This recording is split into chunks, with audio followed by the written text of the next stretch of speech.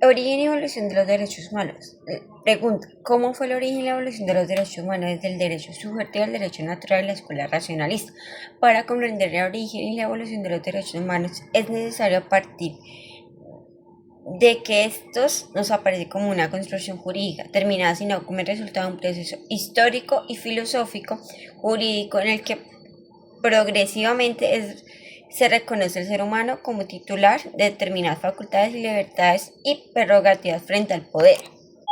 En este proceso, un concepto fundamental es el derecho subjetivo. De acuerdo con el material estudiado, los derechos humanos son difíciles de comprender sin este concepto, cuya consolidación se produjo principalmente en la modernidad, especialmente entre el siglo XVII, es decir, entre los años 1601 y 1700.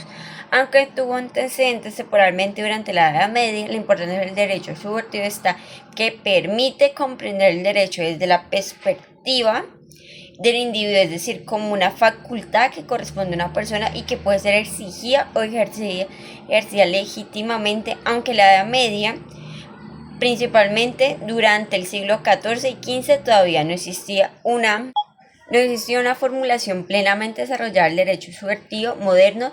Sí comenzaron a aparecer elementos posteriores, sería fundamentalmente en este contexto resulta importante Guillermo de Ormán, quien desarrolla la idea de que el individuo posee facultades para actuar lícitamente, incluso cuando no existe una norma positiva que autorice expresamente esa conducta.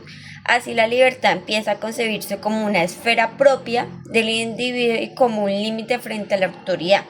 Posteriormente, esta concepción se desarrolla con la segunda escolástica española, principalmente durante el siglo XVI, comienzos del siglo XVII. En ella encontramos autores como Francisco de Vitoria, Francisco Suárez, Fernando Vázquez de Menchaca. Esa etapa adquiere especialmente relevancia el derecho natural, la idea de que existe principios y facultades inherentes al ser humano que no depende exclusivamente de la voluntad del gobernante. En estas escuelas se fortaleció la idea de que la libertad es igual, la igualdad y determinadas formas de propiedad podían derivarse de la libertad natural del ser humano. Además de varios de estos pensadores cuestionaron la concentración absoluta del poder, plantearon la necesidad de establecer límites de la autoridad política, incluso desarrolló la idea de que la soberanía permanece en el pueblo y que el gobernante recibe su autoridad mediante un pacto. Dentro de este proceso destaca Francisco de Vitoria, quien sostuvo que todos los seres humanos pertenecen a la comunidad universal y que debido a su naturaleza común son libres e iguales. Esta constitución tuvo especial relevancia frente a situaciones de los pueblos indígenas durante la conquista de América, pues Victoria defendió el reconocimiento de su personalidad jurídica y ciertos derechos derivados de su condición humana. Esta transformación también contribuyeron al humanismo y renacimiento, el desarrollado principalmente entre el siglo XIV y XVI. ¿Por qué? Porque permitieron fortalecer una concepción del ser humano basada en su dignidad, libertad, capacidad y racionalidad y autonomía. De esta manera la persona comenzó a ocupar un lugar central dentro de la reflexión filosófica y jurídica. Posteriormente, en el siglo XVII, es decir, entre los años 1601 y 1700, surge la escuela racionalista de derecho natural, cuyo principal referente inicia es Hugo Grocio. Esta corriente representa una transformación importante porque busca fundamentar el derecho natural principalmente en la razón y en la naturaleza humana. El derecho natural comienza hacia un proceso de, secu, de secularización, deja de depender exclusivamente de una fundamentación teológica y busca principios que pueden ser reconocidos universalmente mediante la razón. Las racionalistas concibieron al ser humano como un individuo libre, racional, dotado de dignidad y por esa misma condición titular de derechos naturales.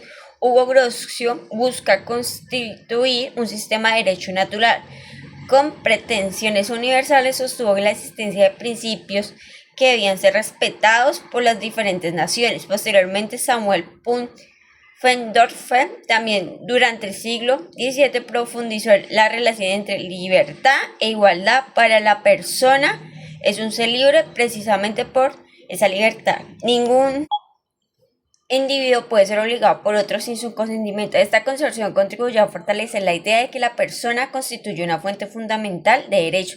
Finalmente, John Locke, especialmente a finales del siglo XVII, desarrolló una teoría contractualista que la asocia el vínculo de la libertad personal con el origen de los derechos.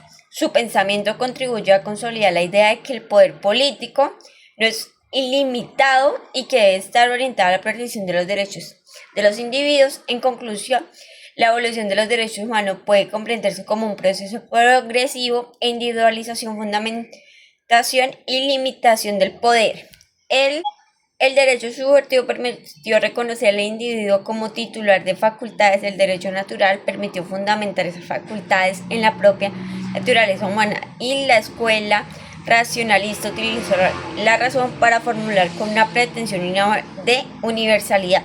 En este proceso sería posteriormente fundamental para la positivización de los derechos humanos, expresa documentos con la Declaración de los Derechos de los Hombres y el Ciudadano de 1789, que corresponde al siglo XVIII, y posteriormente una dimensión universal de la Declaración Universal de los Derechos Humanos de 1948, que corresponde al siglo XX. Por tanto, los derechos humanos actuales no pueden entenderse únicamente como normas jurídicas contemporáneas, son el resultado de una evolución en la que el concepto como libertad, igualdad, dignidad, autonomía y limitación del poder fueron adquiriendo progresivamente contenido jurídico hasta convertirse en principios fundamentales para la protección de la persona.